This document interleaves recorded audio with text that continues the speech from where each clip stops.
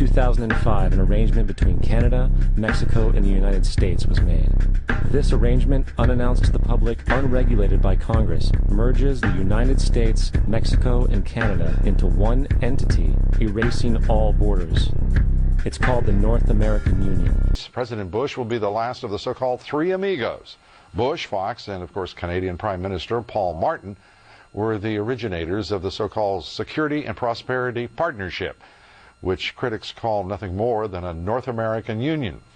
It means open borders, commerce at all cost, and by the way, without the approval of either American voters or the U.S. Congress. And a new Canadian Prime Minister joining the discussions as this North American partnership barrels ahead, with departments and ministries of all three governments working quickly to integrate North America by 2010. Critics, though, say there's too little transparency and no congressional oversight. The North American Union is the same concept as the European Union, the African Union, and the soon-to-be Asian Union, and the same people are behind all of them. And, when the time is right, the North American Union, the European Union, the African Union, and the Asian Union will be merged together, forming the final stages of a plan these men have been working on for over 60 years. A one-world government.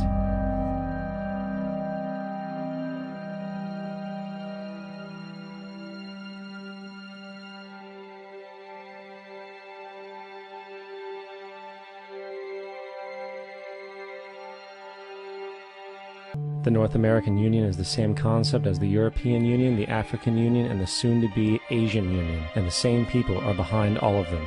And, when the time is right, the North American Union, the European Union, the African Union, and the Asian Union will be merged together, forming the final stages of a plan these men have been working on for over 60 years. A one-world government.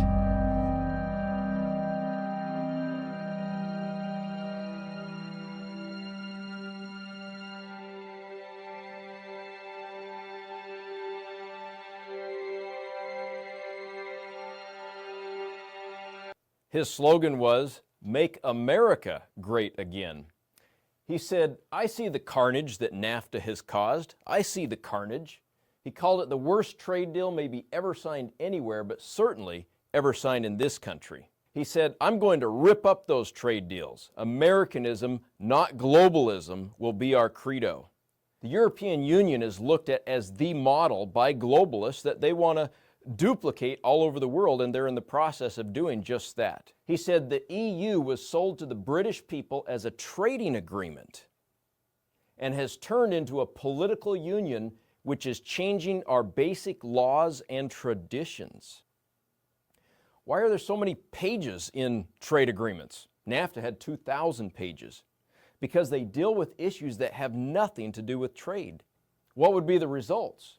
Further suppressed wages and leveling of Mexican, Canadian, and U.S. economies, unelected foreign bureaucrats regulating businesses and entrepreneurs, expanded and aggressive enforcement of bureaucratic, environmental, and business regulations, merger of police and military for North America.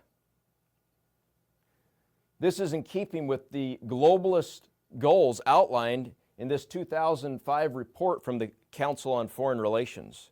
They want us to put North America first. Their long-term goals include amnesty for illegal aliens, open borders between our three countries with a common perimeter, continental plan for transportation and infrastructure, etc. What they want is a merger of our three countries under a North American government. Free trade breaks up old nationalities. In a word, the free trade system hastens social revolution. It is not a conventional trade agreement, but the architecture of a new international system. He called it the most creative step toward a new world order. And who hasn't heard of their new world order that they're promoting? And the way they're doing it is through these socialistic supranational governments. The European Union being the most advanced of these. But they're duplicating that process all over the world.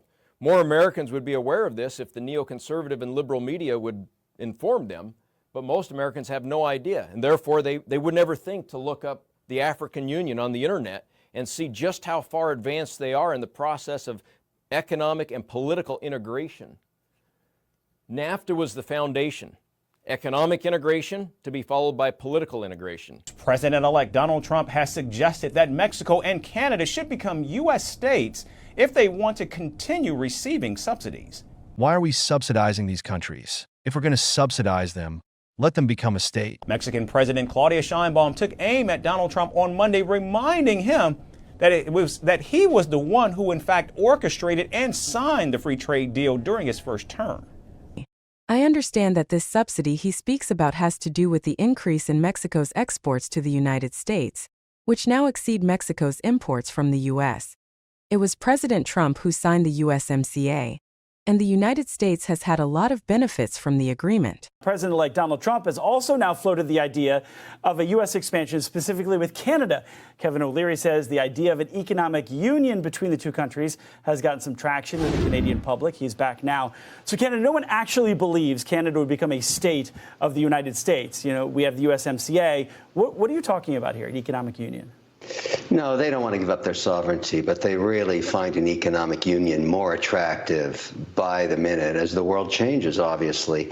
Strength through economy, through economic strength is very, very powerful. And so the low-hanging fruit would be a common currency. That means you'd be merging some of the functionality of the Bank of Canada with the Fed. Maybe you give a couple of seats on the Fed to Canadian bankers.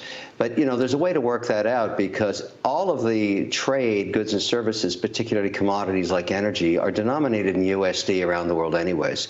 And so we would be signaling to the world that we are a very powerful combination of economies and basically don't mess with us, particularly the Chinese. Considering military force to acquire Panama and Greenland, are you also considering military force to annex and acquire Canada? No. Economic force, because Canada and the United States, that would really be something. You get rid of that artificially drawn line, and you take a look at what that looks like, and it would also be much better for national security. Don't forget, we basically protect Canada. But here's the problem with Canada. So many friends up there. I love the Canadian people. They're great. But we're spending hundreds of billions a year to protect it. We're spending hundreds of billions a year to take care of Canada. We lose in trade deficits. We're losing massive. We don't need their cars. You know, they make 20% of our cars. We don't need that. I'd rather make them in Detroit. We don't need the cars. We don't need their lumber. We have massive fields of lumber. We don't need their lumber. We have to unrestrict them because stupid people put, you know, restrictions on, but I can do that with an executive order. We don't need anything they have. We don't need their dairy products. We have more than they have. We don't need anything. So why are we losing $200 billion a year and more to protect Canada? But why are we supporting a country, $200 billion plus a year? Our military is at their disposal. All of these other things, they should be a state. That's why I told Trudeau when he came down, I said, what would happen if we didn't do it? He said Canada would dissolve. Canada wouldn't be able to function if we didn't take their 20% of our car market. You know, again, they send us hundreds of thousands of cars. They make a lot of money with that. They send us a lot of other things that we don't need. We don't need their cars, and we don't need the other products. We don't need their milk. We got a lot of milk. We got a lot of everything. And we don't need any of it. So I said to him, well, why are we doing it? He said, I don't really know. He was unable to answer the question. But I can answer it. We're doing it because of habit. And we're doing it because we like our neighbors, and we've been good neighbors. But we can't do it forever, and it's a tremendous amount of money. And why should we have a $200 billion deficit and add on to that many, many other things that we give them in terms of subsidy? And I said, that's okay to have if you're a state. But if you're another country, we don't want to have it.